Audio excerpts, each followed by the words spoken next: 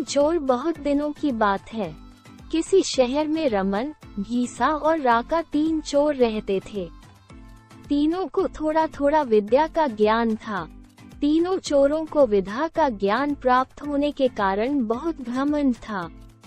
विद्या द्वारा तीनों चोर शहर में बड़े बड़े लोहे की तिजोरियों को तोड़ देते थे और बैंकों को लूट लिया करते थे। इस तरह तीनों चोरों ने शहर के लोगों की नाक में दम कर रखा था।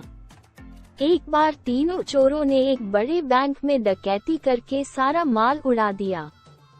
तब पुलिस को खबर हुई तो तीनों चोरों को पकड़ने के लिए तलाश करने लगी, मगर तीनों चोर पास ही के एक घने जंगल में भाग गए।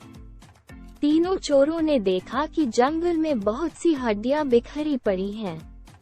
रमन ने अनुमान लगाकर कहा, ये तो किसी शेर की हड्डियां हैं। मैं चाहूँ तो सभी हड्डियों को अपनी विद्या के ज्ञान द्वारा जोड़ सकता हूँ। घीसा को भी विद्या का घमंड था, सो वो बोला, अगर ये शेर की हड्डियां हैं तो मैं इनको अपनी विद्या द्वारा शेर की खाल तैयार कर उसमें डाल सकता हूँ। रमन और घीसा की बात सुनकर राका का भी घमंड उमड़ पड़ा और उसने कहा, तुम दोनों इतना काम कर सकते हो तो मैं भी अपनी विद्या द्वारा इसमें प्राण डाल सकता हूँ। तीनों चोर अपनी विद्या का प्रयोग करने लगे।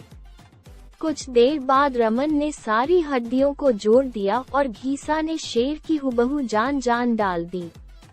थोड़ी देर में तीनों चोर सामने एक जीवित भयानक शेर को देखकर थर थर कांपने लगे, मगर शेर के पेट में तो एक दाना नहीं था। वह भूख के मारे गरजता हुआ तीनों चोरों पर हमला कर बैठा और मारकर खा गया। शेर मस्त होकर घने जंगल की ओर चल दिया। कहानी से शिक्षा दोस्तों, इस कहानी से हमें यही शिक्षा मिलती है कि कभी घमंड नहीं करना चाहिए। घमंडी को हमेशा दुख का ही सामना करना पड़ता है। यदि तीनों चोर अपनी विद्या का घमंड न करते तो उन्हें जान से हाथ न धोने पड़ते।